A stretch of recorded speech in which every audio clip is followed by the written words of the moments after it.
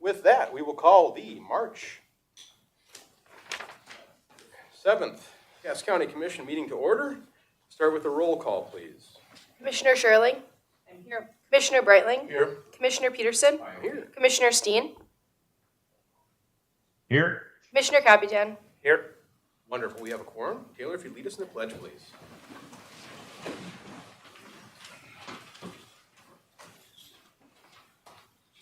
I pledge allegiance to the flag of the United States of America and to the republic for which it stands, one nation, under God, indivisible, with liberty and justice for all.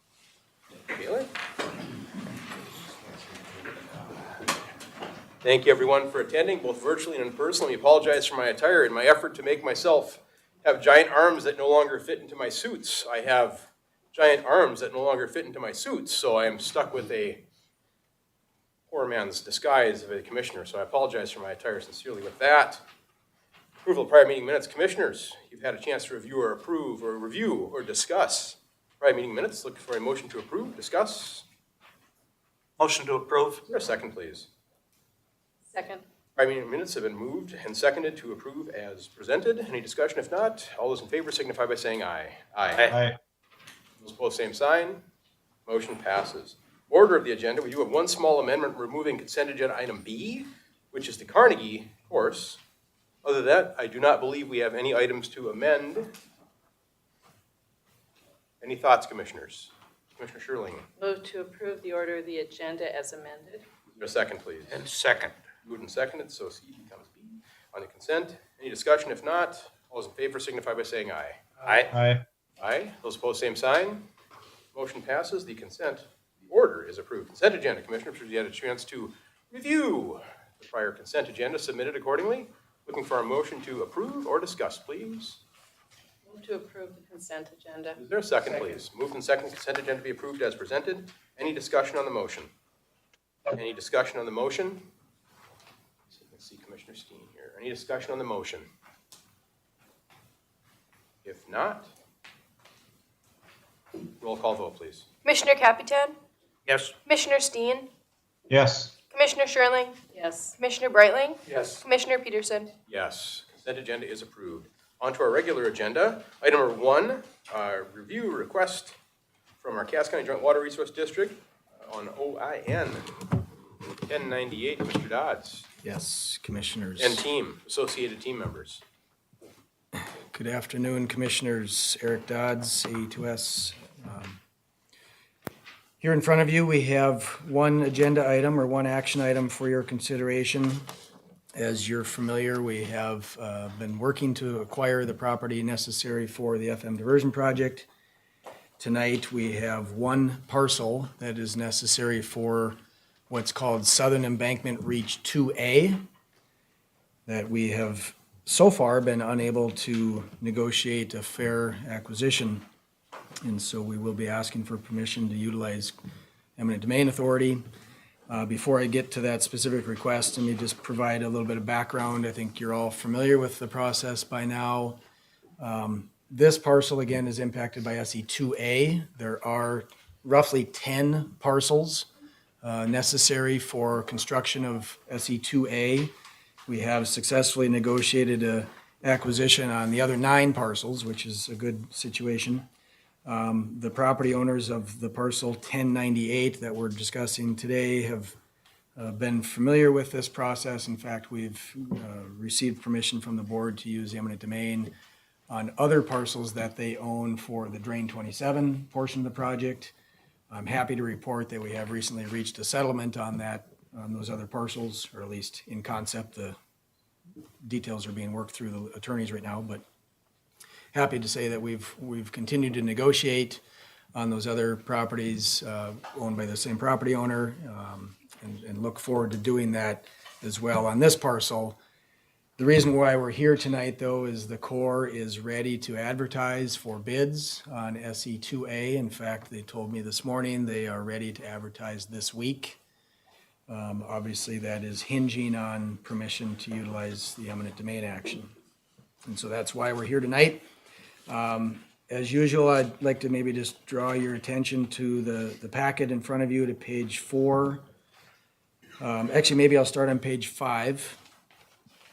Looks like Caitlin is running the screen. So page 5 is a map of the property. Again, this parcel is outlined in yellow, OIN 1098. It's an 80-acre parcel. We need about 16 acres for the footprint of SE2A, and we need another 4.5 acres of temporary construction easement. We did have that property appraised back in early 2021. An offer was made. We have been negotiating with the property owner. Again, they're quite familiar with the process. We just haven't reached agreement on the value yet. The property owner did counteroffer. You can see on page 4, there's a brief summary of the acquisition as well as our appraised values in the counteroffer. The Cass County Joint Board did consider that counteroffer, but again, that counteroffer was not approved. I am optimistic that we will reach a settlement on this, but we just need more time. And again, the Corps is anxious to start bidding for construction. The last thing I would maybe point you to on page 31 of the packet is a brief summary of the contact log. Those dates that are shown on page 31 outline the sort of key points that we've had interactions with the property owner. Much of the conversations with this parcel have gone through their legal counsel, and we haven't documented all of those steps, but I can assure you there's been abundant conversation, and the property owner is familiar with this process, and I believe they're not with us tonight, nor is their legal counsel. So I'll maybe pause there, see if you have any comments or questions that I can help address. Commissioners, you've been through this a number of times, but are there any questions regarding this item in particular for Mr. Dodds?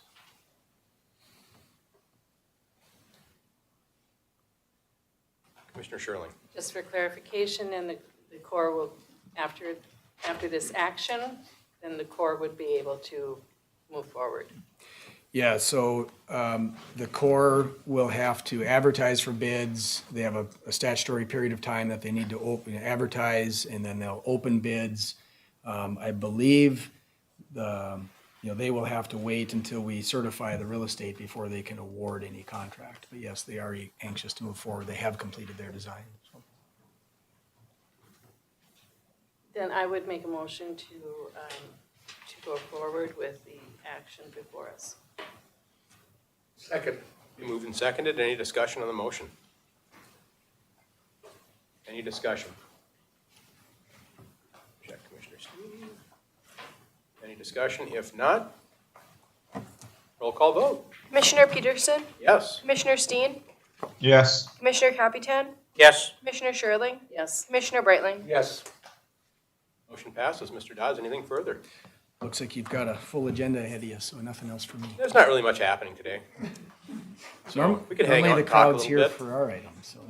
See how your day's been going, check out wife and kids, anything? No, you want to go? You want to leave? All right, that's fine. Be that way then. All right. Dodds, these people. Item 2 on our agenda. Casselton Tax Incentive Application for North Dakota Soybean Processors LLC. Mr. Wilson, you start, then I'll jump in. Absolutely, Mr. Vice Chair, members of the board. This is an item that is coming back to you after opening at the last meeting on February 22nd. At that point, you took public testimony and then tabled the item prior to action. I'm going to give just a brief recap of the summary of the pilot as it's been presented at this point. And then I think you have some folks you would look to recognize, and then potentially move forward to commission consideration. Again, the proposal that is before you today is a 15-year pilot incentive with the developer paying $230,000 a year for 15 years. If that were approved, the proceeds would be allocated in the following amounts: $100,000 per year to the Central Cass School District, $100,000 per year to Cass County, and the remaining funds divided accordingly to proportional mill rates to Casselton Township, the Soil Conservation District, and the Water Resource District. The incentive will apply only to the improvements on the project. The land will continue to be taxed at the normal rate during the course of the pilot. As I mentioned, this item was first heard at your last meeting on February 22nd and tabled at the conclusion of the public testimony before commission consideration of action today. In my conversation with Chair Steen at the conclusion of last meeting and in the days following that, he made it clear that I direct project sponsors, including GFM EDC, and to communicate to the project sponsors to work with the local community, including the townships, to make sure that they were made whole and any potential adverse effects to the township road system were addressed and accounted for.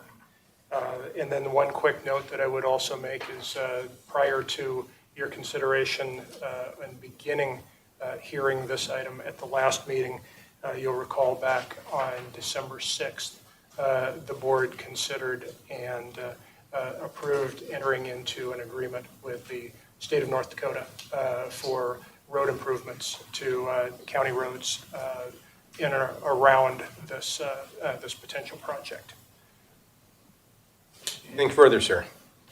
Nothing further from me at this time. Would stand by for any questions. Yep, I'll just jump into it here. We'll get back to you in a second, Mr. Wilson. As a general reminder, to reiterate what Mr. Wilson said, this item was discussed and tabled last meeting. We had public action or public input at that time. As part of the negotiations deliberation, Ryan Rademacher from Casselton Township and Morgan Furness, Central Cass Superintendent, also addressed us. Just to let you know, obviously you probably do know, that we've received at least 1 or 2 emails each, maybe more. I've done my due diligence in terms of going through them. I think you have a pretty good commission working for you right now. I'm hard pressed to think any one of us didn't look through all the emails you sent. Let you know there was obviously some for, some against, some in the middle. And a couple things I want to address. First, I've been doing this 9 years now, and I'm not don't mean this in any disparaging way. This is more of a point of clarification than anything else. People don't understand what our role necessarily is. Maybe you do, but some of your neighbors clearly don't. Our role is not to administer funds or actions or any activities of any political subs. By that I mean, the school board has taken action on this. We have no say in what they do, and how they conduct their meeting, or how they assess or allocate their resources. Similarly, within your townships, we have no authority over what they do with their resources, how much they tax, their rate of taxation, or how they allocate their revenues. We simply look at them, in this case, as advisors to us as what their boards believe, or don't believe, in what we should do going forward. And I know that may sound silly to some of you, but we've had people at this very podium come before us and ask us about libraries, schools, pools, hockey rinks. Why are you guys building a new high school addition? Well, we're not. It's your school board. Well, I write my check to you, though. But the resources are just allocated in a clerical manner to us. We then distribute them accordingly to that local political sub. So we have no authority over zoning, permitting. This is in Casselton's ET Township. So when we discuss not being for this location or for this use in this location, that's not this board's purview. We have no legal authority in that case. It's just great, whatever the city wants to do, but that's not our authority to override or somehow veto in some which way or form the placement or siting of this facility. So just a point of clarification, because again, most of these were targeted pretty well, but there were some saying, you need to stop us. You need to stop the city of Casselton from doing X. You need to stop the city of, or township of Y from doing X. And again, I'm a very conservative person, so I'm glad we can't override them. Local is best, and our friends in the city of Casselton, our friends in the city of Casselton School Board and the townships should have a say on this. They should have a vote on this. So with that, that's your update there. I don't know if we have anyone from the city of Casselton, Everest Township, or Casselton Township here willing or wanting to speak. This would be the time. I'm going to read a spiel here to make it all formal and make it sound like I know what I'm doing, right? Okay. Okay, if an appointed representative from the city of Casselton or Everest Township Boards or Central Cass School District would like to address this item as part of the negotiation deliberation of a non-voting ex officio member, again, they have their voice, they should be able to voice formally fors or against. They have that opportunity right now. And to share with you, this is all public, and again, maybe we don't know how we operate, but the 5 of us cannot deliberate privately. The most you can have is 2 commissioners get together at one time and discuss an item. And specifically, say Commissioner I and Commissioner Steen talk about an item, that doesn't mean that Commissioner Chad and Commissioner Sherling can get together and talk about the same item. That's called a serial meeting. That's breaking the law. So we haven't discussed this outside the meeting prior or this meeting, so you may have heard some silly questions in your mind. It's because a lot of us didn't have any information to discuss up until that meeting last meeting. And you may hear the same questions or concerns coming for you again for that very reason, that we've not talked about this outside these meetings, and we shouldn't. You need to know what we're doing. And with that, we have communicated email. If you wanted to do a FOIA request, you can, but we've talked to some township officers as well in terms of what they believe. So they've given us some understanding from their perspective what they would like to see. But again, this is the time for them to, if they so choose, formally address the commission, either virtually or in person. And I don't see anybody pinging virtually. Is there anyone in person that would wish to speak? And again, you don't, township officers, school board members, you don't have to if you don't want to. This is just your opportunity. Welcome, sir.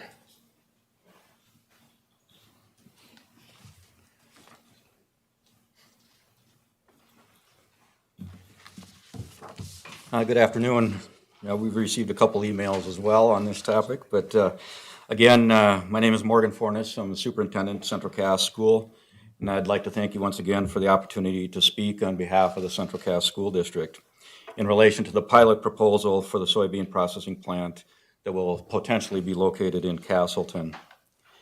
We do understand that there are various community perspectives on this topic, and we have no desire to be caught in the middle of the political dynamics in terms of location, permits, and the local and state strategies that are a part of this. We recognize that there is work that has gone into this planning over the past many months, and we'd like to thank Melissa Beach, Casselton's economic developer, Casselton JDA, and the FM EDC, as well as North Dakota Department of Commerce for their work on this very important project for Cass County. As a school district, we trust that the entities listed above have taken due diligence to weigh the pros and cons, the tax benefits, the regional and state impact an investment such as this would mean for all of us. But from a financial perspective, it is our understanding that a company such as this would positively impact the tax base of our district, which would ultimately benefit all patrons and political subdivisions in our county. Long term, the taxes of this company coming directly to the school district would be a huge benefit to us and spread out the tax burden in a ratio that benefits the homeowner, with a larger portion being industry-based.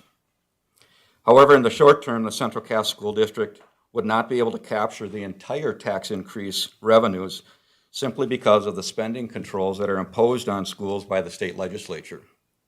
Simply put, our budget allows us to increase its revenue 12% locally, and we're also capped at 70 mills for our general fund.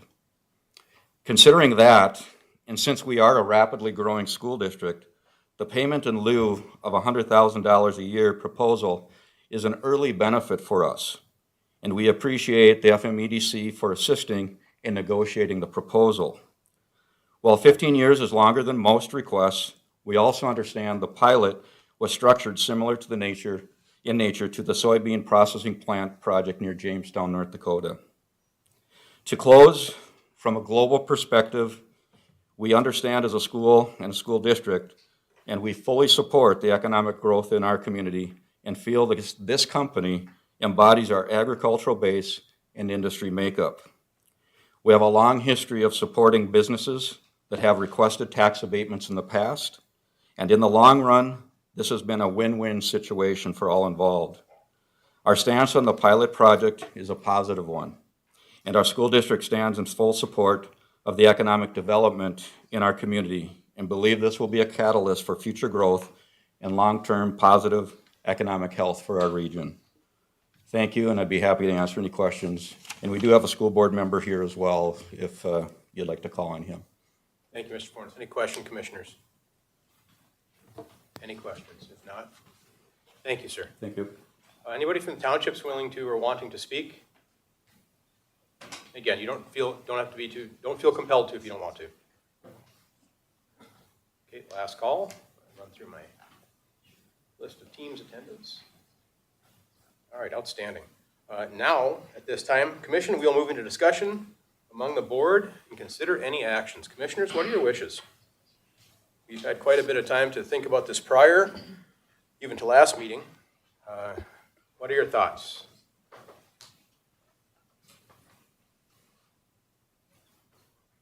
Commissioner Steen, please. Thank you, Commissioner Peterson. Say, one of the questions that we had last time was we were hoping that CGB would meet with Casselton Township and address the concerns with the road issues with that. And I believe they have had those meetings. And I was hoping Mr. Wilson might be able to shed some light on where that is at and where the township is at with regard to that meeting. Mr. Wilson, please. Chair Steen, members of the board, I would say my information is that representatives of CBG have met with both members of the EDC and discussed road use and road maintenance issues with Casselton Township and I believe Everest Township as well. And my understanding is that there is an agreement in the works that may not be finalized just yet to make both townships whole above and beyond the pilot that you're considering this afternoon as part of their discussions. And I would be happy to have anybody else that you'd like to call on elaborate on that. That is my understanding. Chair Steen, I hope that's what you were looking to me to answer. Yeah. Yes, thank you. Maybe to expound on that a little bit further, Mr. Wilson, I too have had communications directly with our friends in Casselton Township, and they are now, rather than maybe against or neutral towards it, they are fine with everything as it stands. Or am I overstating that? I think in my conversation with the township chair, they very much feel like they are made whole by the discussions and the agreements that are getting very close to finalized. How about Everett? Putting you on the spot. Mr. Vice Chair, members of the board, my understanding, and this is in speaking with representatives of the company, that they are also in discussions with Everest Township, and while those discussions are not as far along, they have also taken place and are continuing and intend to reach an agreement with Everest Township as well, even though the project is not located, is solely within Casselton Township. Understood. Has Everest taken any action that you're aware of? Like I said, Mr. Rademacher shared with me that they are now switching, I mean not switching, but for it rather than against it or neutral. Has Everest, to your knowledge, taken, again, no one's spoken to me about this, so I'm asking the question, not putting you on the spot, just asking a genuine question. Have you talked to anyone regarding their support of this project?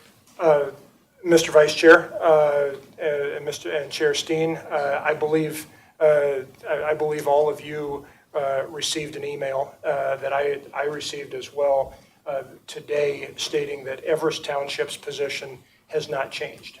And that what I infer from that is that you will recall that Everest Township submitted a letter prior to the last meeting on the 22nd that said they favored a different, an alternate pilot proposal. When I see an email that says their position has not changed, and I don't want to speak for another entity, but I would assume that means that position has not changed. I just want to make sure everyone here understood that we did receive correspondence from them Yes. formally. again, it's written correspondence so that everyone knows where they stand as well. Commissioners, Commissioner Steen. Yeah, thank you, Mr. Wilson. Yeah, when I read that, again, I maybe read something different, but anyway, what my interpretation was, they're in agreement with Casselton Township, because that's what they indicated last time. They're in agreement with Casselton Township. They'd rather see a different pilot, but they're still in agreement with Casselton Township where they're at. But does that, and again, is anyone from Everest here be willing to speak, or virtually? They're kind of in a tough spot. My understanding, Commissioner Steen, is what your understanding is, but if it deviates, I'm not sure, it'd be nice to hear that. We're just sort of. Okay. Commissioner Steen, anything further, sir? I know just that to finalize, I would say that they are not objecting to the project as is. And maybe that's a better way to say it than they're supporting it. I know they're in negotiations as well with the supplier or the owner. Commissioners, any further discussion? Questions? Commissioner Sherling. Well, I'll give this a shot. First of all, Commissioner Peterson, I appreciate your explaining to everyone here regarding the political subdivisions and what our obligations and responsibilities are. Certainly there seems to be a lot of confusion and some miscommunications, I think, that would have made this go a little smoother in the end. But there's still plenty of opportunity for folks here to speak with the city of Casselton and talk about the zoning issues and what kind of buffers might be appropriate, but that's their deal. That's not what happens here. I'm very supportive of this project. And I think pretty much everyone that contacted me actually is pretty supportive of the project. The concern is the tax abatement and, for how long it extends. And that, frankly, was my concern as well. So I would be supportive of the following motion, and we'll see where it goes. I would move to approve a payment in lieu of tax incentive submitted by North Dakota Soybean Processors, LLC, to construct a soybean crushing facility for a period of up to 10 years. We have a motion. Is there a second, please? Is there a second? Is there a second? If not, Commissioner, I'm going to say motion dies for lack of a second. Commissioner Steen, you have the comment. Thank you, Mr. Chair. Yes, I understand the concern with the length of the pilot. I do believe that each of the commissioners received an analysis prepared by Mr. Wilson that related to the benefit, the tax incentive, the pilot benefit as compared to the benefit, as compared to the investment. And if we take a look at that, we can see that overall, regardless of the term of the pilot, that the percentage of benefit compared to the investment is very in line and somewhat less than some of the most previous pilots and TIFs that have been approved by Cass County. So I'm comfortable with the fairness provision. I think if you're trying to show which page that is, I think it's page 4. There you go, PDF page 4. Thank you. On the example. So I looked at that and I thought, the numbers are big, which is I think difficult for a lot of us to comprehend because the size of the project is big. But when you look at the overall benefit compared to the investment, I think it's quite fair. So with that, I'm going to make a motion. I move to approve a payment in lieu of taxes, the pilot incentive submitted by North Dakota Soybean Processors, LLC, to construct a soybean crushing facility for a period of up to 15 years. Is there a second, please? Second. Moved and seconded. We have a motion and a second. Any discussion on the motion? Any discussion? Any discussion on the motion? Oops, let me just check here. I'll start.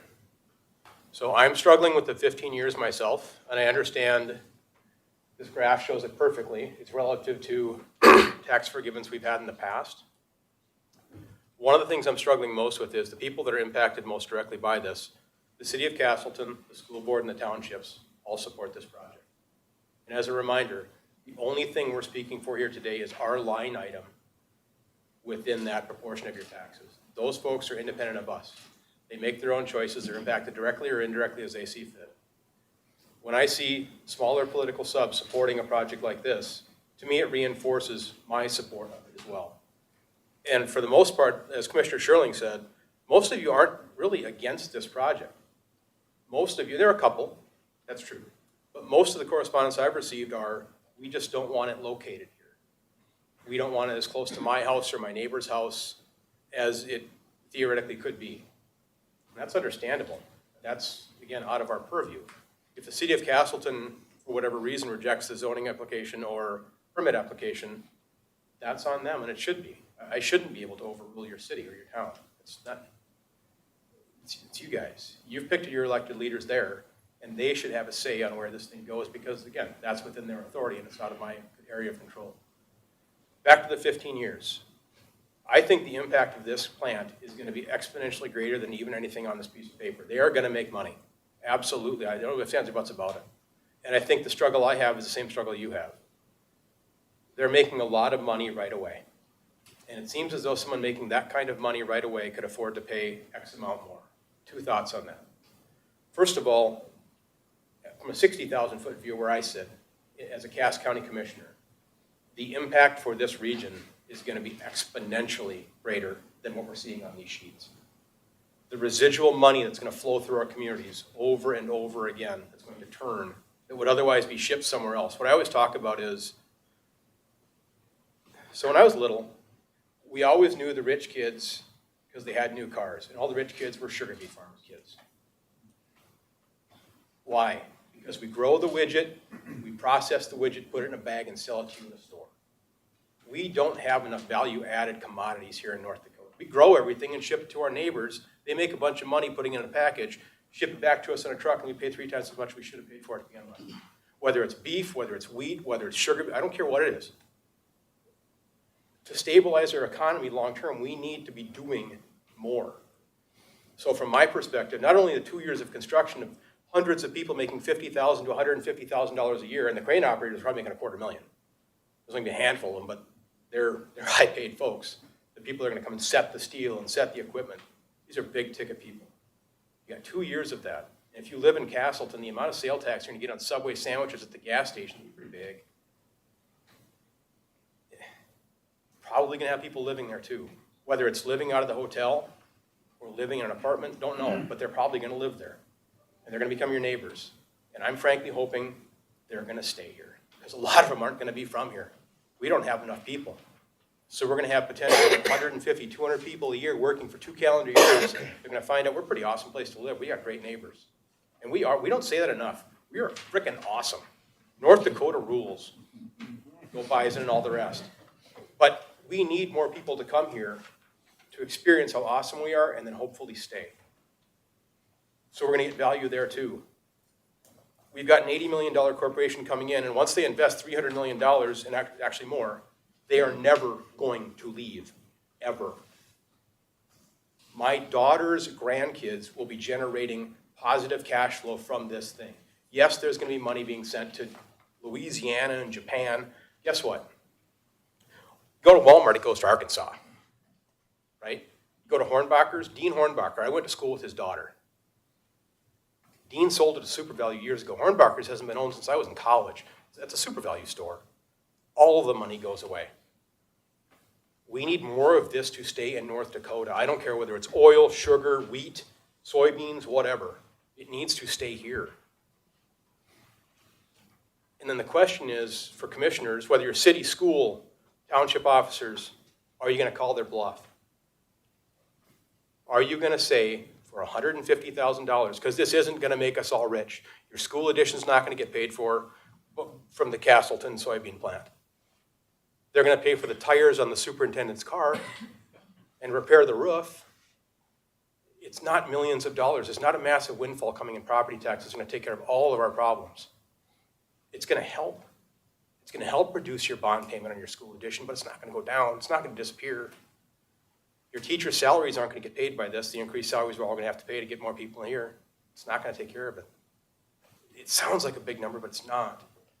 And I think anything we can garner from these people is a good thing. And again, back to calling their bluff, Richland County wants them. I've got friends in Richland County. I've got commissioners that work in Richland County. They would take them in a heartbeat. What would you like? You want us to build a road, gas? You want us to put a gas station outside this, a Quickie Mart, so you guys have a spot to come and go, and the men and women who work at the plant have an easier chance? They'll take them in a minute. Trail would, but Trail doesn't have the capacity. They will move. I've done soybean plants. I designed the Minnesota soybean plant. It's oversharing here. SDSP, South Dakota Soybean, was my first project I worked on at a college. My background's architecture. All the buildings at MNSP, I drew. You can pick that plant up and set that plant wherever you want. Easy to move. I think Cass is the place. We are the #1 soybean county in the nation. You need to build it here, but they'll move. I'm not willing to take a bet right now on a couple $100,000 a year for myself. Increased. My school board's already voted. Your school board's already voted. Your townships are supportive of it. And I think by the time you get, and maybe most of you aren't privy to where the townships sit on this, by the time you see what the townships are going to get out of the generosity of this organization's heart, they don't have to do any of this. They don't have to meet with you. They don't have to talk with you. The only thing they had to do for us was show up with this application and say, I don't want to pay taxes. Show up with your city and say, I want a permit. They don't have to do anything else. But every meeting they've had, and they have had a lot of meetings, unbeknownst to some of you, they have had a lot. Now, maybe you didn't see the invite or maybe you weren't included. That was not intentional. It's just they're a busy corporation or didn't have your email address. I don't know. But they've been here doing exponentially more than they legally have to. I think they want to be a good neighbor. The soybean plants I've drawn myself are good neighbors to their neighbors. I worked on ethanol plants. I grew up in heavy industrial stuff. We'll talk about that over a beer sometime.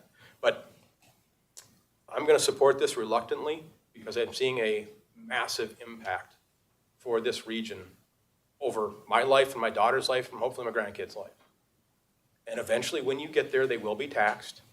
And much like Darlton, it's not going to be as much as you think. Darlton was built for $140 million, currently assessed at $67 million. What I said last time, I used the tower being built in downtown Fargo. That's a $120 million tower. When that tower gets assessed fully in 25 years, now 24 years, I suppose, it's not going to be assessed at $120 million. It'll be assessed at $40 million because a giant empty box in downtown Fargo is not worth $120 million, even though it costs that much to build it, much like Darlton. There's a percentage of it that it's actually worth. My analogy to that real life is the Radisson. The Radisson was built when I was little. I think it was built when I was elementary school, $16 million. Right now, the Radisson is currently assessed a little over $20 million. 40 years later, the Radisson is the exact same assessed value as it was when it was constructed. Because again, what's a giant empty box in downtown Fargo absolutely worth? Not as much as you'd think. So with that, I'm going to support this project.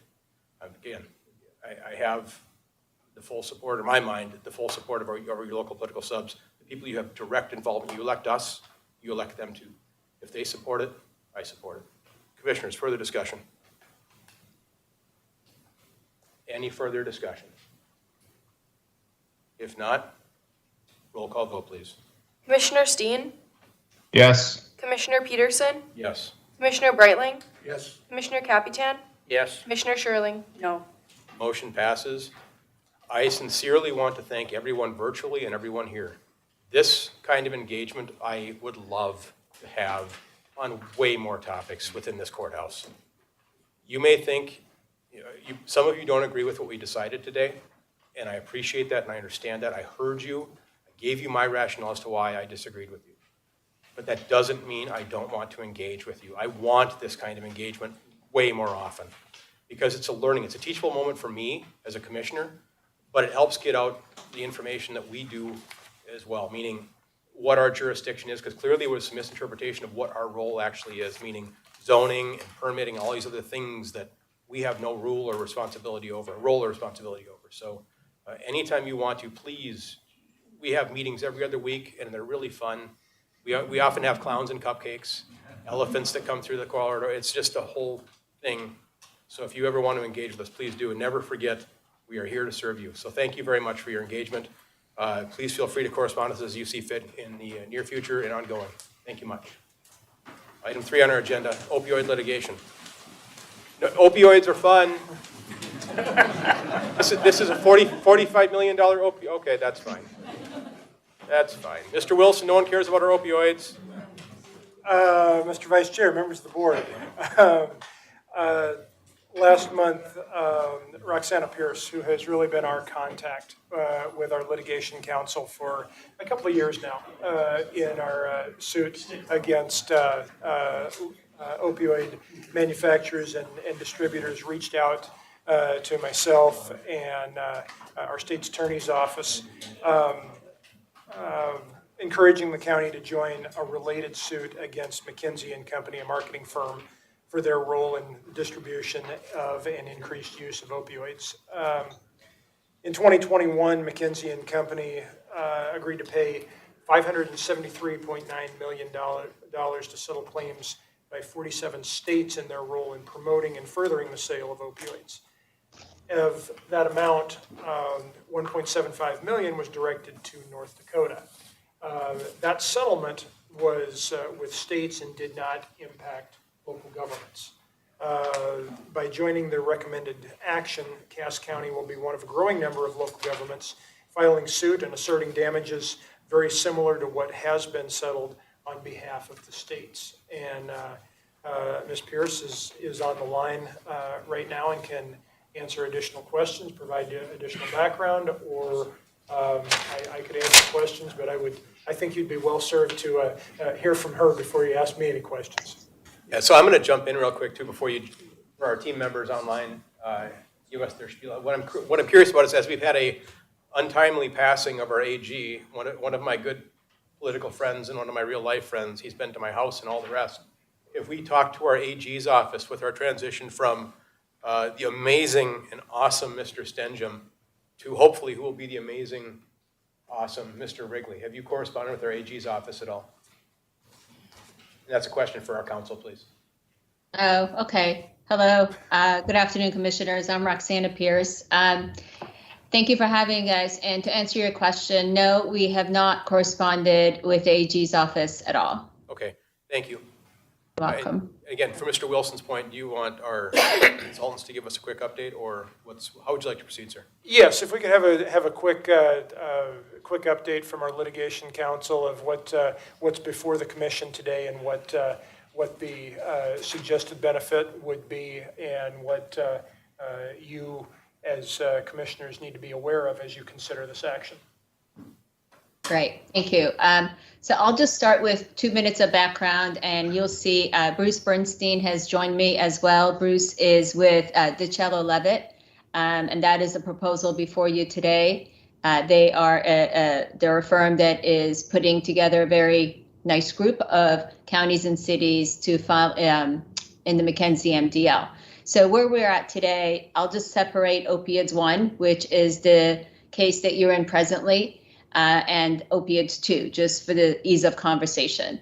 Opioids 1, we have settled with 4 of the defendants so far, and that is being finalized as we speak. We are releasing your claims, and the money should start flowing in May and July, and for years to come.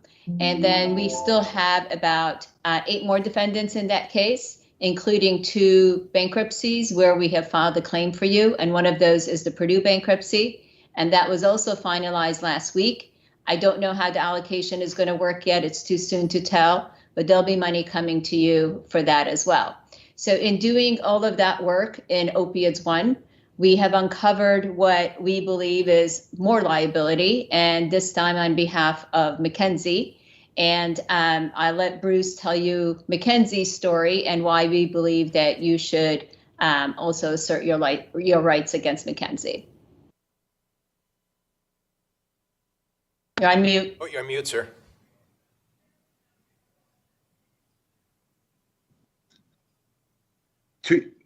Bingo. Okay. 2 years into COVID, you would think I would have a mastery of my controls, so I apologize. We don't know where the buttons are either. You're fine. Well, thank you for providing us with the opportunity just to speak with you briefly. As Roxana noted, this is a different matter than the opioids MDL, and it involves McKinsey, and McKinsey, which is one of the world's most prominent, largest global consulting business consulting firms, we believe played a key role in the opioid crisis. Namely, they spearheaded the marketing campaign, meaning they developed it, they implemented it for purposes of increasing the sale of opioids, even though they were aware of the significant dangers of opioids with respect to the addictive characteristics.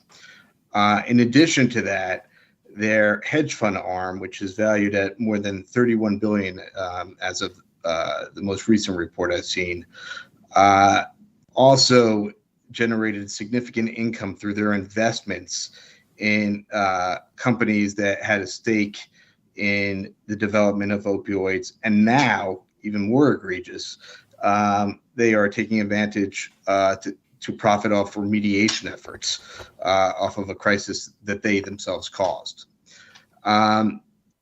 The state attorney general settlement that Roxana referenced provides North Dakota with $1.75 million, but notably, none of that is being directed directly to local communities. So that money, which would have allowed local communities such as Cass County to make decisions about the best allocation of those resources, will not be made.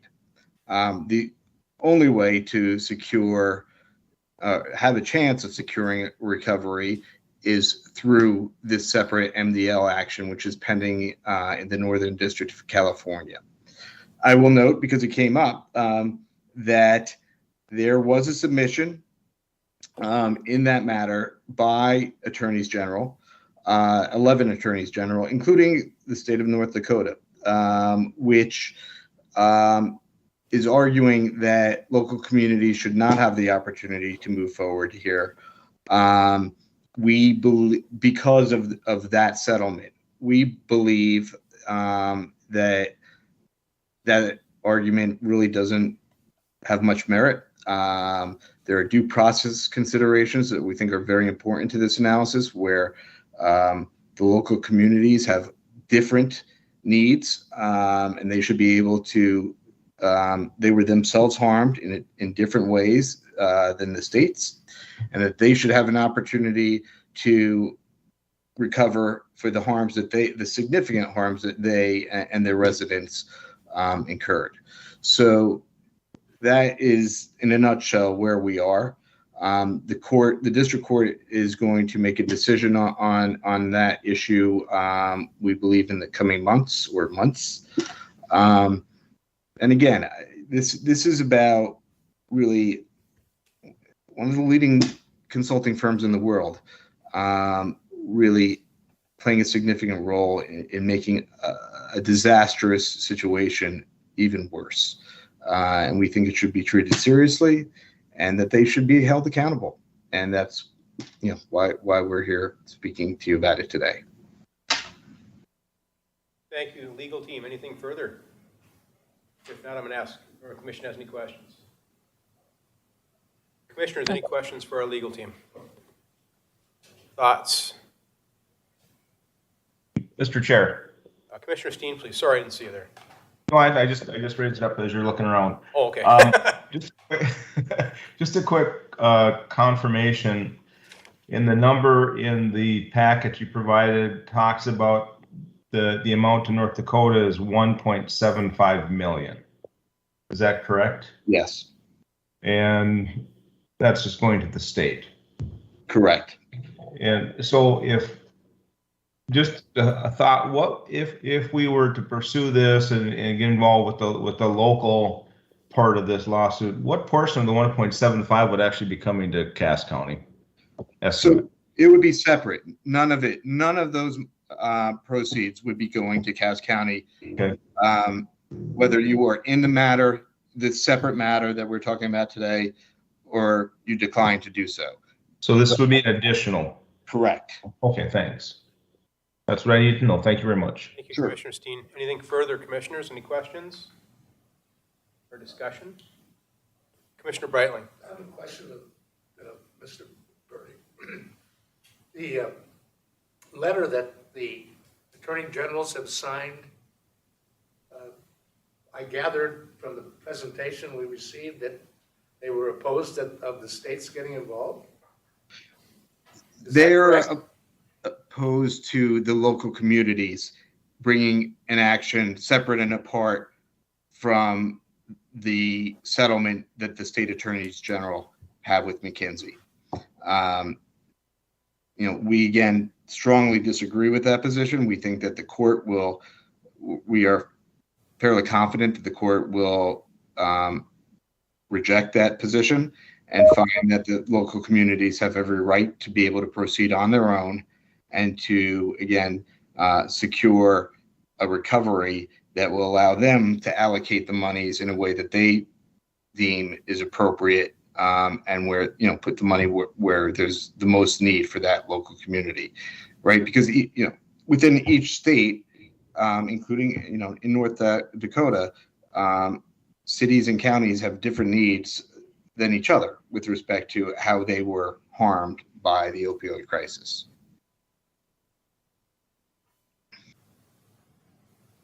Did that answer the question?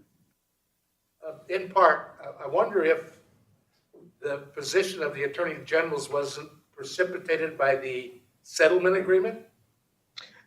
It was. It was, because their position is that they could speak in this situation on behalf of the counties, and that they reached a settlement with McKinsey. And not surprising, McKinsey has filed a motion to dismiss.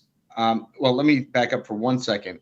There are more than 700 suits that have been filed as part of the MDL that is pending in the Northern District of California on behalf of local communities, counties, cities, towns, some tribes.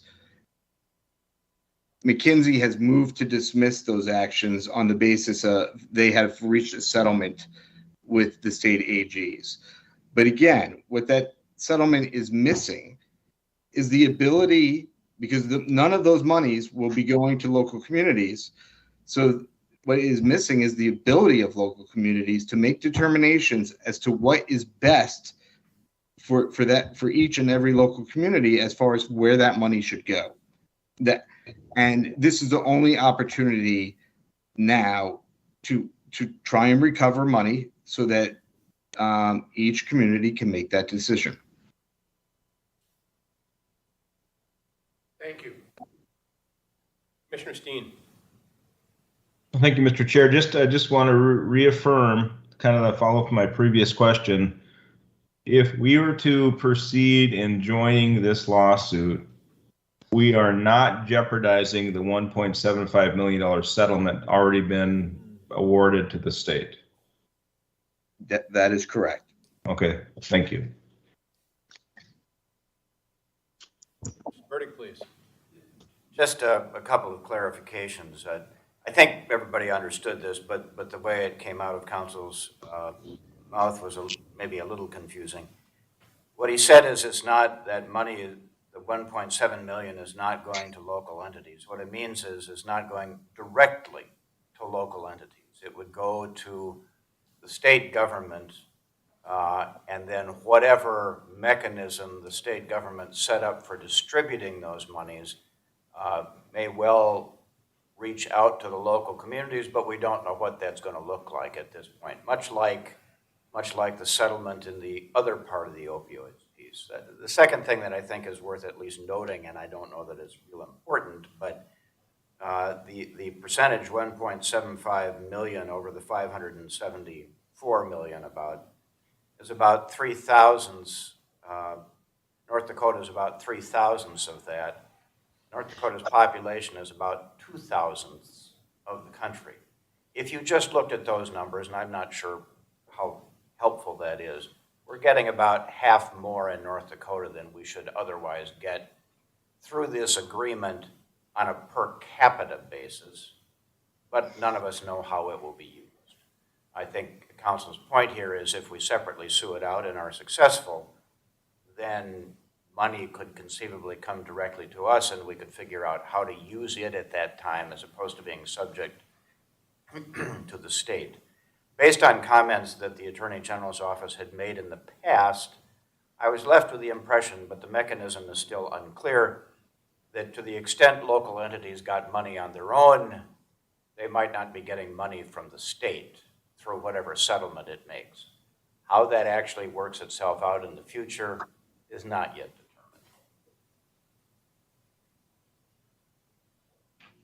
Commissioners, any further questions or discussion, please? Mr. Chair, Commissioner Capitan, then Commissioner Steen. Thank you. Thank you, Mr. Chair. I move that Cass County retain DeChalio, Levitt, and Gutzler, DLG attorneys to initiate opiate litigation against McKinsey and Company. Your second, please. Second. Moved and seconded. Any discussion? Commissioner Steen? thank you. So with that, what's the downside? What's the risk that we would put ourselves at? I'm hard pressed to see it, counsel. Any thoughts? There is no risk, there's no financial risk, and the good thing about having been through opioids 1 is that you all went to the trouble of filling out the plaintiff fact sheet, which is really the only thing that would be required of you, and that's about 85% done in opioids 1. So your time commitment is very little, and there is zero financial commitment. All right, thank you. You're welcome. Commissioners, any further discussion or questions? If not, roll call vote, please. Commissioner Breitling? Yes. Commissioner Peterson? Yes. Commissioner Steen? Yes. Commissioner Capitan? Yes. Commissioner Sherling? Yes. Motion passes. Counsel, anything further to add for us? No, thank you very much for your time. Thank Awesome. you. Thank you guys Thank for you. your time. Have a good rest of your week. Mr. You Wilson, as anything? well. Take Mr. care. Wilson, anything further to add? Nothing further on this? Okay, item 4, Mr. Zastapul. Purchase radio relocation for Armor Radio Project. I've seen you for a while. How you doing? Wonderful. Thank you, Mr. Vice Chair, members of the commission. My feelings are hurt also that people weren't here to, hear about this radio project, so It's not a real hurt. It's that emotional inside that you can't see kind of hurt. understood, And it's just 911, so who cares really, right? understood. Yeah, right on. I have before you a action item. Jesse. For purchase of some equipment as part of a relocation of one of the radio sites within the radio project. To kind of build a little bit of a background, if you're not aware, one of the critical sites for public safety in the project is on top of the Fargo high-rise. You may have heard that the high-rise is going to undergo demolition. This was always planned for within the project, but not within the calendar year of 2022.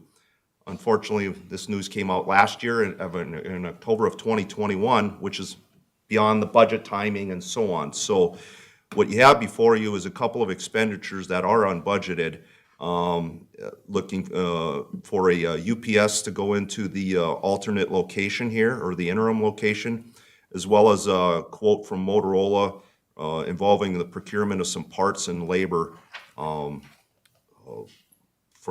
the relocation. And if you're interested, I was just going to kind of give you a little bit of a recap of the radio project, kind of where it stands financially, and where it's ended up, if you so Yes, choose. that would be one of your questions, I All guarantee right, it. all right. Well, thank you. So anticipated. just to kind of briefly recap, the radio project involved 9 different radio sites throughout the county and 1,641 radios. That contract was approved in 2018 or signed. The Motorola piece of the project was for $12.505 million.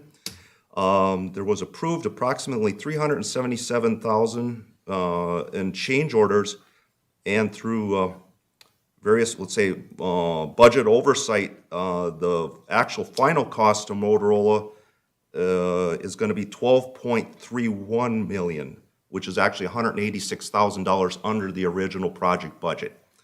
Outside of Motorola, there was $1.385 million budgeted. To date, there's been expended $1.29 million, so just under $100,000 left, and actually quite a bit of the operational expenses to date have been utilized out of that line item also. There is a few things left to, as far as for the non-Motorola pieces, things such as, decommissioning off of towers. You don't want to do that in January, February, especially with the winter we've had. So kind of waiting here till spring. So I think we'll be fine there.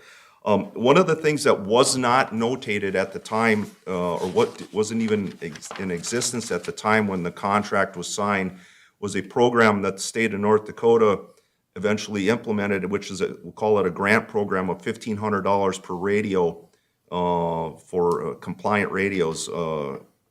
And to date, Cass County has received $1.488 million as part of that program. I anticipate by the end of 2023, just because of the constraints within the program and the parameters, we'll receive about another $1 million.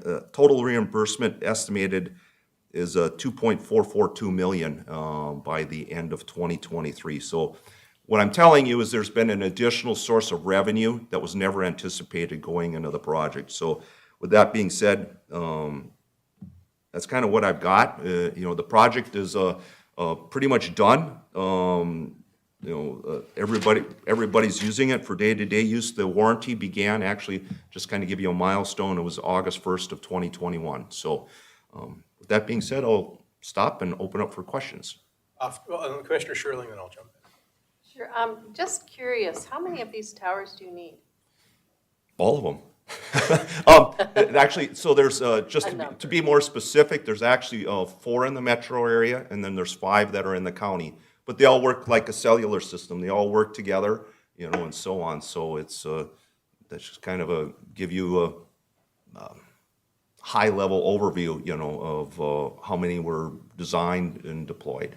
So in the future, do you need more, or is it more of a geographic thing, or? It's to answer my ignorance. No problem. To answer that first question, I do not anticipate any more tower needs. The coverage, as far as when I'm, as designed, and when I hear back from the departments, it's meeting or exceeding their operational needs and their expectations. What I would also tell you is one of the things, not within the project, but what's been adopted is new buildings, because sometimes whether it be government or new businesses, at least in the city of Fargo, they've adopted it into their city code that they have to provide public safety radio coverage within their buildings.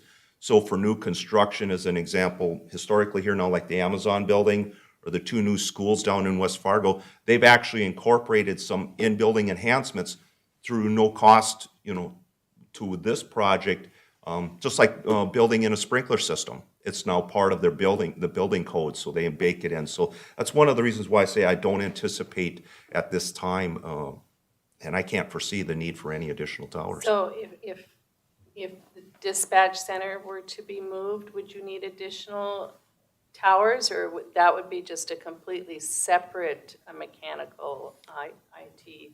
That'd be pretty much a separate project per se. They leverage the exact same towers as they're placed today. Just how we get there might be different. We'll say the roadmap. The network wise or whatever. That would obviously change if it's a different location. Great, thanks. So sure. So off topic, but not really because you're my expert. So the state revenue, oil hit $130 a barrel over the weekend. I'm sure we all probably noticed, whether we noticed directly or indirectly because our friends pointed it out. I was contacted by a good senator from Fargo wanting to do things, and one of the things I did not discuss was state radio, and I don't know why I didn't. But we are going to have in excess of $1 billion of resources that literally has no home. Not exaggerating, it has no home. It was never anticipated. State Water Commission budgeted at $38.50. It's probably been adjusted to 50 something now, but it still stands that their State Water Commission budget was almost a third of what oil stands at right now. I think it would behoove us, and I wrote testimony on behalf of supporting this project statewide, I think it would behoove us to get ahead of the ball in some which way or form. Mr. Zastfel, maybe you and I can work together on that, or Sheriff Johnner as well, to get our state to fully acknowledge this need being a statewide issue, not just a Cass County issue. And then obviously that would help us because we receive theoretically reimbursement for our expenditures, which would have made this a very palatable project. So I don't know, have you had any thoughts from your peers statewide, even Highway Patrol, Sheriff? I don't know who you've talked to about this, but has anyone talked about this at all?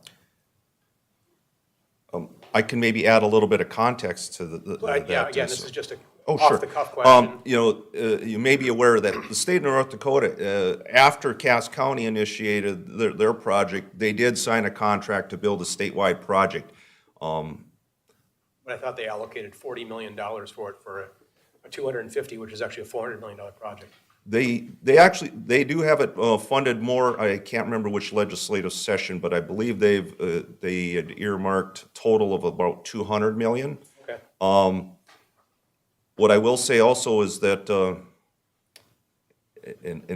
this isn't just bias, this is actually from design perspective, the Cass County system has been designed to, say, a greater coverage than. Absolutely, yes. And that's part of my $400 million, not the mistake, but their misinterpretation of what we need to do. Understood. We, the level of performance and for the first responders, I'm not disparaging the system. I'm just telling you the reality. And in full disclosure, I was involved in the RFP and the best and final offer on a subcommittee and work group when the state of North Dakota pursued that contract also. Okay. So, but yeah, it's I think from a fiscal side, again, one person's opinion. I don't know. There might be good timing here. I will say that the state project, again, the reoccurring theme of supply chain issues, I got a feeling that that project will elongate farther than the original contracted dates and stuff as far as for build out. We're not at that mercy, let's say. We're already built out. But I think it's definitely possible, for conversation and. Okay. If you hear anything, let me know. Or Sheriff Johnner, if you've got anything to add, I don't know if you hear anything. I think Ron covered it well. Perfect. Just please keep me in the loop because I'll be Absolutely. advocating for it again and again. And it's all on behalf of our smaller counties that will never have the resources to do any of this. Understood. So, yeah. Commissioner Breitling, please, and Mr. Wilson. As I understand your representations, we're within budget sufficiently to cover the two requests that you're making of us today? If we include the revenue that's been received to date, absolutely, and stuff. I mean, as the original project budget, again, as I mentioned, I've got a couple of items that I still need to expend, tearing down some equipment, I've got about 95,000 left and come pretty close to zeroing that part out, but understanding, too, we've been paying for operational expenses within, out of this budget line item, basically since we started bringing sites online in late 2020. So things like utility bills and LP and generators and all that fun stuff. So leases and so on. So, but yeah, it's, and I did confer with the finance representatives, that revenue is going into the exact same fund or that line item where this project was paid for. No, thank you. Mr. Wilson, please. Mr. Zestable, you and I have chatted a couple of times leading up to this agenda item. Something I just didn't think of until now. These two purchases here, $113,000, obviously unanticipated when you didn't know that you were going to have to find an interim site for a downtown location. Are either of these going to be reusable, or are we going to get ongoing value for any of this, or are these generated based on need that you had to find an interim and it's basically a sunk cost once the permanent next site comes online? Actually, it's a great question, and I neglected to mention that, yes, I'm making every effort to make sure that these are not stranded assets that are only, and I can tell you actually as an example, the one line item, the UPS, there was going to be a UPS in the 2023 budget. It's just now in this as prematurely, and the same for at least the parts and the Motorola portion. They were going to need to be procured anyway. It just happens to be sooner rather than later, so. Very good, thank you. Commissioners, any further questions or discussion? Commissioner Sherling.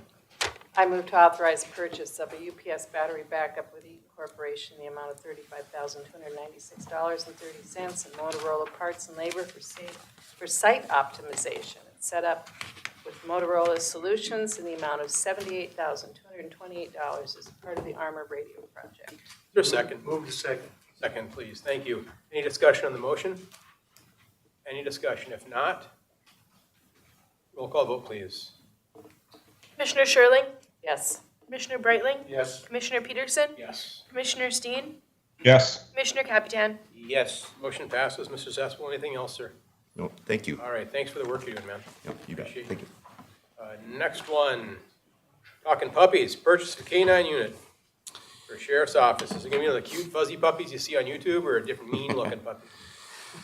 Mr. Vice Chair and members of the commission, before we jump into that, I just wanted to, real quick, if I could add some comments to Mr. Zastapol's, the stuff that he mentioned here. I just want to thank him for his expertise in this project. And he's done a lot of work, as most of you know.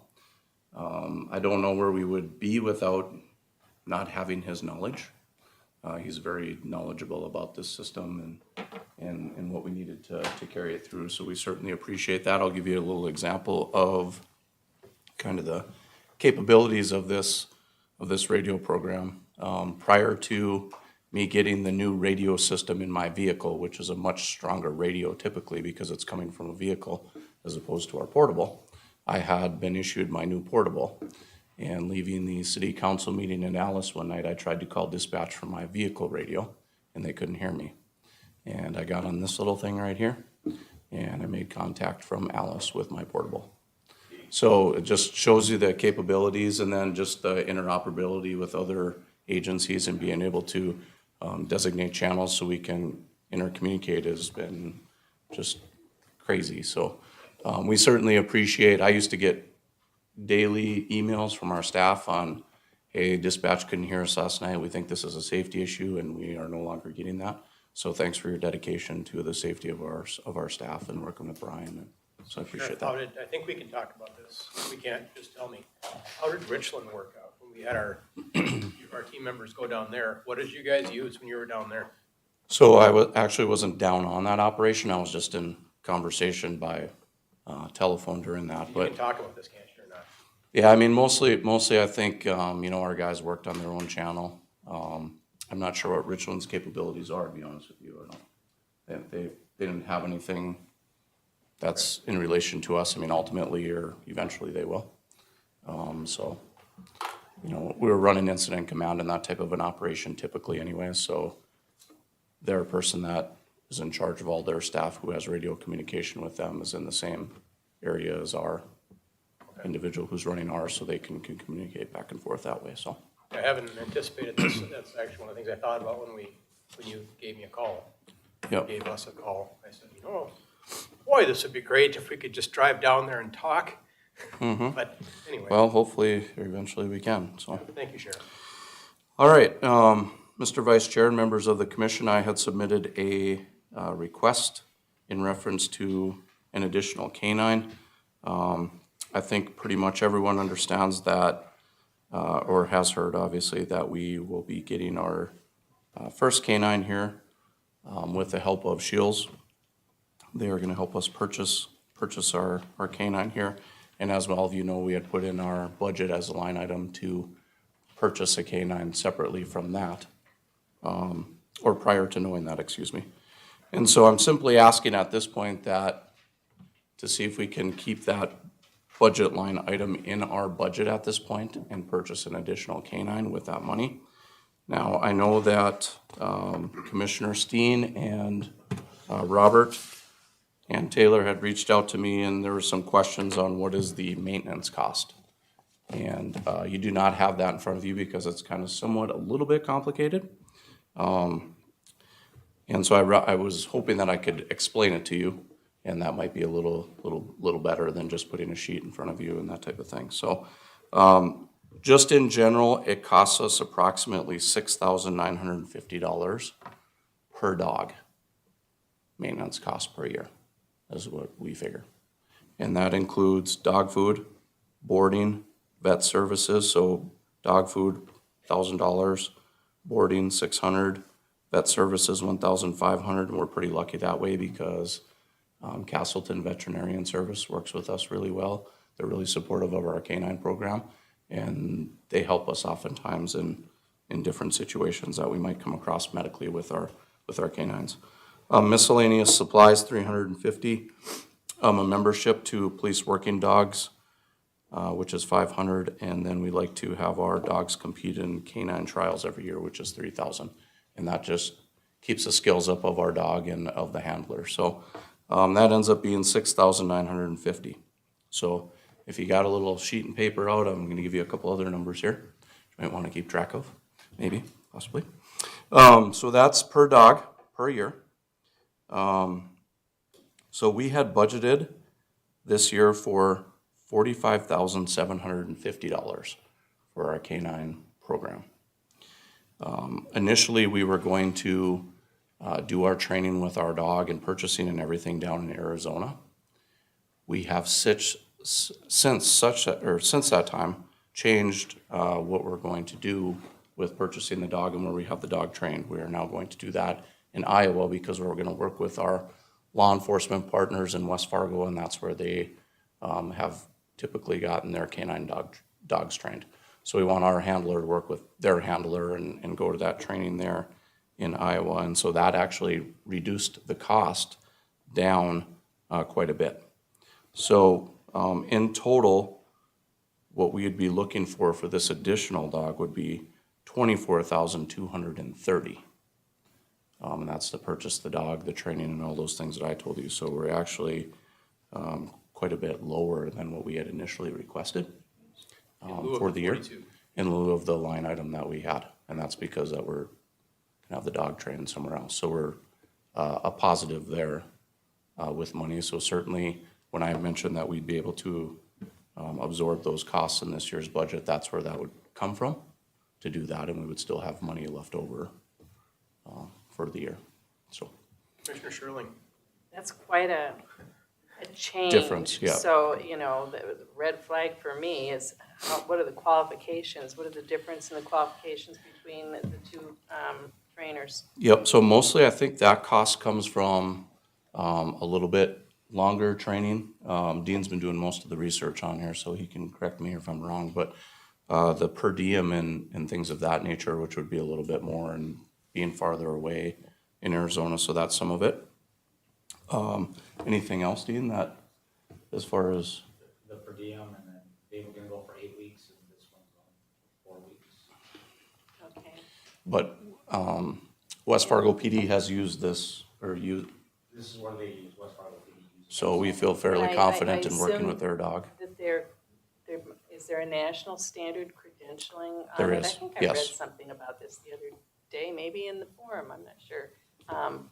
That there's a lot of folks out there these days that claim to be able to train service dogs, which this is not, I get, but just wondering, if there's a national level certification or what qualifies, and I assume that this person would meet those qualifications. Yeah. So, Mr. Vice Chair and Mr. Vice Chair Peterson and Commissioner Sherling, you are correct. There is a national standard that we attempt to reach every year to keep our dogs nationally certified in the job they're doing. And actually, when we use a canine to get probable cause to obtain a search warrant or something like that, that credentialing and national certifications and stuff are very much looked upon by judges when they sign off on those search warrants. So is there a a guarantee for the dog once you purchase it, that, you know, it's going to perform the way you expect it to? Like a warranty type thing, are you Yeah. wondering? That's a good question. There's a warranty for 1 year. Yeah. Okay. And what does that include? Can you? Yeah, why don't you come on up here, Dean? What does the year warranty include? Vice Chairman, Commissioner Sherling, before they leave, they have to get accredited. So they'll get accredited at that place, or else they will not sign off on the dog. With this canine trials, that is a national accredited thing. That's why we want them to go. It's not just showcasing our dogs. It's actually getting us accredited for that time. So they do, for the warranty, it's not the accredited. It's if the dog gets sick or something like that, we'll be refunded that money. So, but they will be accredited before we leave.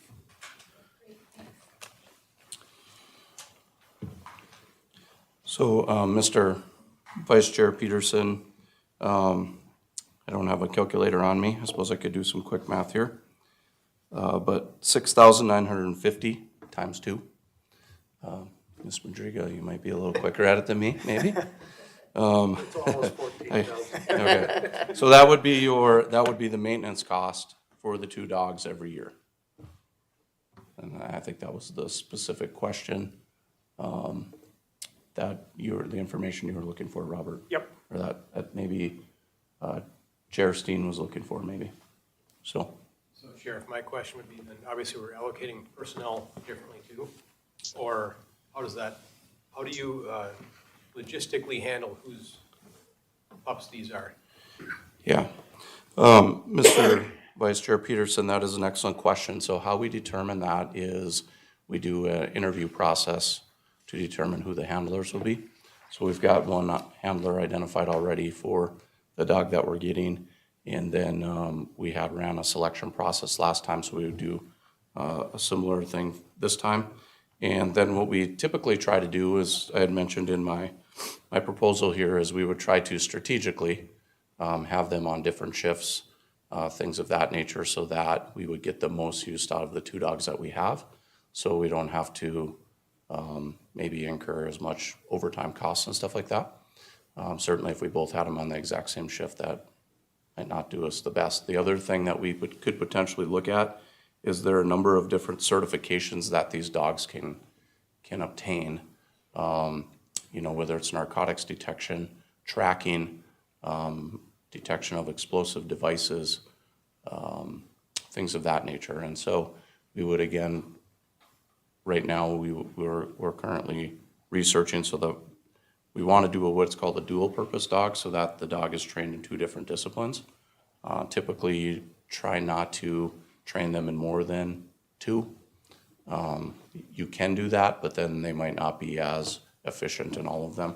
And if it's narrowed down to just a couple, then they get a little bit more training that way.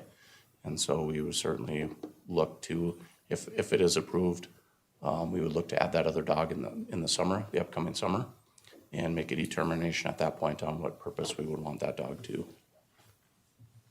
obtain. So. Would they share the same squad car? Nope. We have to fit the squad car. So really, it's just a matter of a different cage in the back with a fan in there. So I don't know if you have anything else. It's just an insert that they can place in there. How much? A couple $1,000 or something? Yeah, about 25 or 3. Okay. But how much difference than our other ones, other than the addition of the fan, probably? Yeah, and they have an unlocking door, so the dog. They can release the dog if the person's attacking the officer. Oh, So, good idea. Commissioner Captain, do you have a question, sir? Well, I was just going to make a statement that the sheriff has mentioned that the dog that we potentially are getting, hopefully, that that dog maybe it is the first one, sending them down to Iowa along with the West Fargo dog, and those 2 dogs are blood brothers. Well, they're in relation, right? They should be in, yes. So, Thanksgiving to dinner. yeah. Christmas and all that, that'd be good. Have birthdays together and stuff like Nice. that. Love it. Yep. Yeah, and I guess the last couple things that I'd like to mention, real quick if I could, is the benefit of having 2 dogs again is one of which I've already spoke of, and that is to have dogs potentially on opposite shifts, so we have a dog mostly out on the street at all times to assist other agencies, and certainly other agencies assist us when we don't have a dog out. But we do from time to time utilize the dog at the schools for safety concerns. If the school has a concern and they need a dog there to do certain type of detections. In addition, we've used narcotics dogs at the jail before. And one dog in the size of our jail facility, that's too big of an area. The dog gets exhausted before they can run. Like one dog it's not enough for that big of a facility. So having 2 dogs would certainly give us that capability to continue to do that in the future. And again, other agencies would assist if we ask. It's just comes down to having our own capabilities to do that. Commissioner Captain. Thank you, Mr. Chairman. I move to allow the sheriff's office to keep their initial budget line item request to purchase a canine, allowing the sheriff's office to have 2 canines. Is there a second, please? Second. Moving second, any discussion? Any discussion? If not, roll call vote, please. Commissioner Capitan, Yes. Commissioner Peterson, Yes. Commissioner Steen, Yes. Commissioner Sherling, Yes. Commissioner Breitling. Yes. Motion passes. Mr. Chair and members of the commission, thank you. Thank you, Sheriff. Anything further? No? What's that? Anything further, sir? Nope. Thank you very much. Yep, thank you. Item 6, coroner vehicle update. Mr. Wilson, please. Yeah, Mr. Vice Chair, members of the board, on February 7th, we updated you on the vehicle needs of the coroner's office. And the direction was to go back and take a look and see what other options might be available. You'll recall we brought you a price quote for a brand new vehicle with brand new lift equipment and a new gurney. And so I've made a couple of calls. I think Ms. Ross has made a couple of calls and some inquiries, and I think Commissioner Capitan has also received some information. We're not looking for action today, but just wanted to brief you. I would say I've made a couple of calls to some what I would describe as national firms that are both used vehicle brokers as well as they will outfit the new vehicles. And the challenge that I've heard, and I don't know that this is exactly the same as what Commissioner Capitan or Christie heard, is that what we're looking for here of a transport for 2 gurneys is somewhat unique. The market for an ambulance that can lock down and move a gurney and have the workspace of an ambulance is pretty typical. And there's a lot of websites that have used vehicles available. What the specific conversation I had on a couple of these is, okay, if you're looking to retrofit it, is a Econoline van or another particular brand, can you get the width of the mechanisms and does that limit the number of sort of base vehicles that you can work with? And so I think I've got a couple of dealers somewhat intrigued that they want to kind of keep working on that, but they said it's a bit of an unusual request, and I think I will continue to develop some information, but I don't have anything definitive at this point other than understanding that it's a unique need at this point, and so I would happy to entertain any questions, but that's what I've heard to date. Commissioner Sherling. Thank you. So I hear you comparing it to an ambulance, but isn't what we really need is something comparable to a hearse? And yes. Really what the actual function of what we're needing truly is not at an ambulance, and that's what they made clear to me is that your standard ambulance, it just does not work for what we're looking at because it doesn't have the width to accommodate two gurneys and the lifting mechanism. So we would very definitely definitely be looking at something different. And the more complicated question of that is, okay, how do the rear doors open? What angle do they get out to so you can, do they open wide enough that the lifting and locking mechanisms give you enough clearance to get one in over here and one in over there? You're right, it's definitely not an ambulance, but it's still something that the two vendors I was talking to are continuing to do some research on and will provide additional information. Commissioner Capitan. Yeah, thank you. I visited Specialty Vehicles out of Fergus Falls and drove through their lot. They had over, I think, something like 35 ambulances sitting there. When I went in and talked to them, they said, all 35 of these are basically used vehicles and all of them are sold. He said, and try to find a used ambulance. And when I explained to them what we needed, they said they were pretty assured that what we need, an ambulance wouldn't work because you've got your chairs and your benches and all that stuff. He said you couldn't get 2 power carts to lock down unless you gutted the whole thing.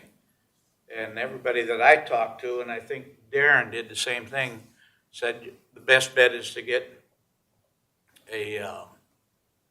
like a 3/4 ton truck chassis and then a box like an Econoline so you can get 2 gurneys and there 2 power carts and locked down. And I was totally amazed when I walked in there and asked him about power cart. I used the figure 4,000 to 5,000, and the 10 guys that were sitting around the coffee table looked at me and kind of smiled and said, "You find a power cart for $5,000, let me know, we'll buy them all." He said the 2 you walk by are over 25 grand, and that doesn't include the system that you have to put in to lock it down with. That's an additional 5,000. So it's going to be spendy. Any further questions? Mr. Ross, anything to add? As long as you're here. From my perspective, we're still working. Yeah, Mr. Vice Chair and members of the commission, what we're kind of finding is we've gone to 3 auto dealers and finding used vehicles is not possible right now. We looked into the ones that you suggested and that made sense, but there's just nothing available anywhere. Darren did speak with the gentleman who could sell us that Ford Transit truck and be able to get those gurneys in there with the power lifts. The doors would open up wide enough and we could get that in 2 months. He felt that there was probably 60 days that he could turn that around for us. At this time, we're just not finding used vehicles anywhere. So even if we were to find something or have an idea in mind, you know, that even had 50,000 miles on it, we're not finding it.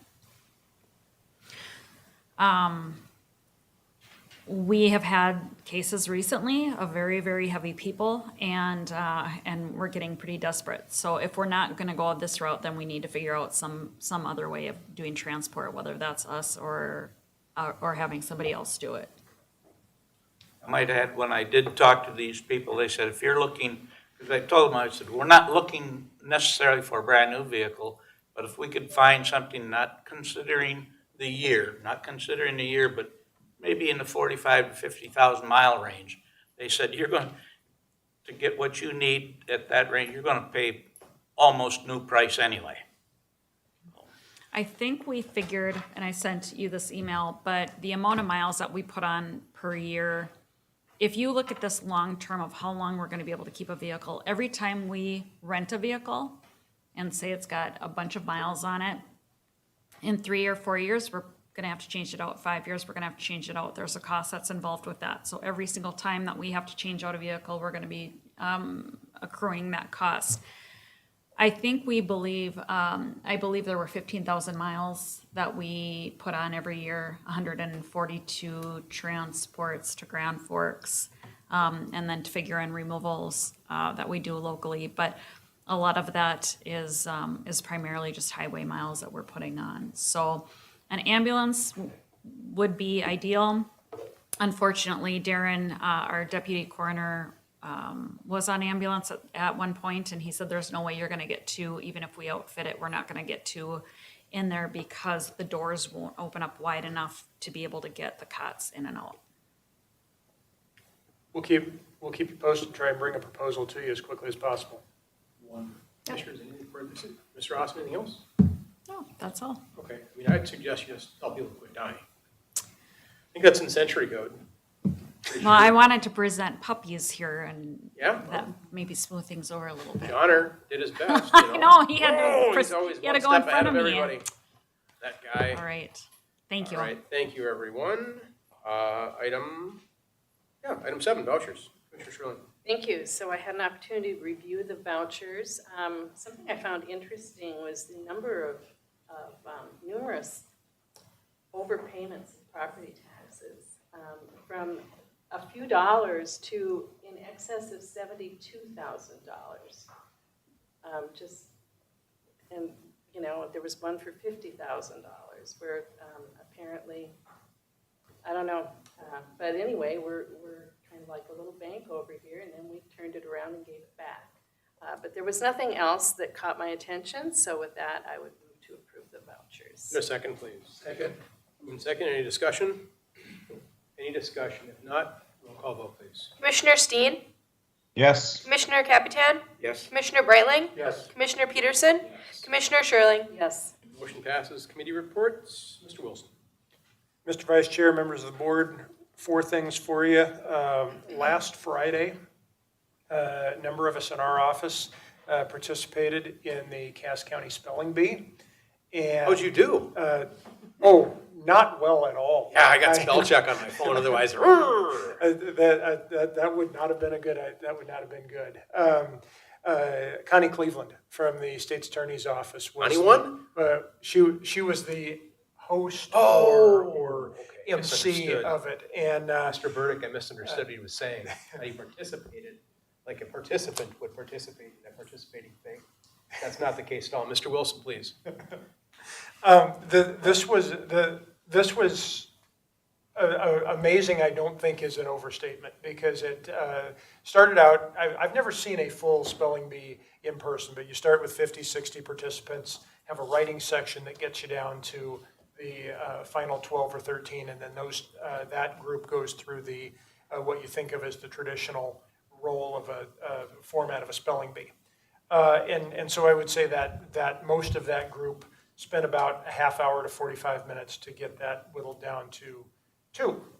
And then the 2 finalists, those 2 probably spelled back and forth for another hour.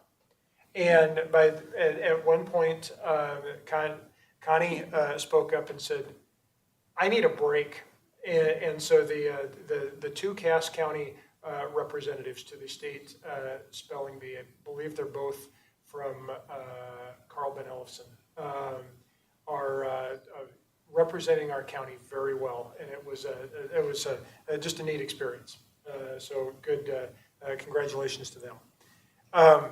There is a item that was going to be a consent agenda item. We pulled it. It's going to be a request for budget adjustment in 2 weeks ago for a department head training.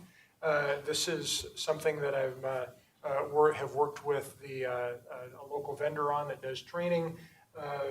Just would think there's an opportunity for specific department head training that came out of a conversation at a recent department head meeting, where I think we've got a really talented, high-functioning group of department leaders, but I think there's an opportunity to kind of build on that the ability to sort of encourage and self-coach and build each other up. And so that's something I'm going to bring forward to. Originally, what I was thinking is I was going to cover it in admin budget and then ask others to essentially chip in and share the cost. And I said, rather than do that, let's just do a budget adjustment, cover it out of mine. And so we'll bring that back to you. Received one bid for custodial cleaning services in the main county campus buildings. We'll bring that forward back for your consideration at the next meeting. Yeah, you're looking at me with a quizzical look. I know the current vendor shared with me an opinion several weeks ago. Thought we were going to get a lot of bids. It wasn't for lack of knowledge. I heard of an encounter that our vendor was at one of the local cleaning supply company stores and was getting hit up with questions about the RFP. So it wasn't that people didn't know about it. My own thought, and I have nothing more than a hunch to base this on, would be workforce related. But that so we have one bid. We'll look for bring that to for your consideration at the next meeting. So is that closed now? Yes, it is. And then I've talked this up to a number of department heads and also with a number of you. The NACO conference registration for the conference this summer is now open. And this one is Denver, so it's not as long a travel distance as some of these are. I always get a lot out of these conferences. If you're interested and haven't taken one up, the opportunity, this one's a little closer than some. So, as a side note, flights are already expensive, $500 right now. That's whether you're on American, United, or Delta, which is just dumbfounding to me because. So, if you are considering going, consider now. Book your airline. 'Cause they don't charge you more for rescheduling later right now. So if you're going to go, book your flight now. And if you cancel, cool, they give you credit back. NACO will refund you. But if you wait, you're paying $800 to get to Denver. It's a $100 flight, but you pay $800 because the planes are already full. So, Mr. Wilson, concludes my report. Great, thank you. Commissioner Breitling. I have no committee report at this time. Commissioner Sherling. Just want to mention that next week, the lands division of the Diversion Board of Authority will be having public meetings regarding the flowage easements. Those will be held in Hickson and Christine next week in the evenings. And I'll probably attend at least one of those. FYI, Commissioner Sherling, I've asked, just in case we all want it, we should have received invites. If not, you will. I've asked them to be public notice just in case we accidentally have a quorum. So Don should have already put out notice, Diversion Authority, Don, not you, should have already put out notice that they may have a quorum of Diversion Authority, city commissioners, or county commissioners. Because I think we will randomly show up enough and we might accidentally have a quorum of 5 or 7 of us and 3 city commissioners show up, guess what? You got a city commissioner quorum. So they should have been noticed. I haven't seen it, but anyway. Thank you. Anything else, Madame? Commissioner Sherling, anything else? No. Nope, wonderful. Commissioner Steen, anything for the good of the order? I really have nothing to report. Had a lot of meetings, obviously, leading up to today's action with CGB. Other than that, it's been great. So that's all I have. Thank you, Commissioner. Mr. Burdick. Nothing for State Attorney, thank you. Commissioner Capitan. Thank you. Yeah, I just got an email a day or so ago from NACO, from Rachel Mackey, that the U.S. House passed the Honoring Our Pact Act that makes pretty good strides in expanding the toxic exposed veterans to getting VA health benefits. And also in the ILG form from NDACO, I took part in their law enforcement open records class. So don't ask me how that works, but I took the class. And that concludes my report. Thank you, sir. Ms. Rodriguez. Yeah, so I attended the Election Center special workshop and I attained course 1, which covered the elections administration as a system. At the conference, there was a lot of discussion on the lessons learned from the 2020 election. And a large focus was on the management of misdis and malinformation. So all states have been encountering, I guess, an increase of mistreatment towards election workers, so that was a large focus. And FOIA requests have increased to the point which it's been a bit overwhelming for administrations. Fuller County had a presentation where they reported, had they had the opportunity to go back in time in 2020, they would have addressed the misdis and malinformation up front and basically just starting out with statements of truth rather than coming off as defensive. So I thought that was interesting. Then I spent 2 days in Bismarck attending our mandatory North Dakota elections training and covered election processes and training directly on the election equipment that we're going to be using here. I am currently registered to take the second CIRA course that's also related to elections, and that one's done remotely. So March 18th and April 1st. And that one will cover the management and leadership concepts in elections. Our street files is our main focus that we are working on right now, and that is redistricting. And the main push on that is that our street files feed into our website, which allow people to go on and input their address. So that's our number one priority. We've shuffled some of the employees in our office to try and put a focus on that and getting that done as soon as possible. And then on March 21st, I'm going to be accompanying our county spelling bee winners to Bismarck for the state spelling bee. So I'm looking quite forward to that. And I really wanted to thank all of the county employees that helped put on a great spelling bee. Don't challenge him to a spell off. No, actually, and I caught some of it on Facebook Live, way past the time it should have been over. Yeah, with just the two going back and forth. So, and that is all. Thank you. From my perspective, we've all been busy, so there we go.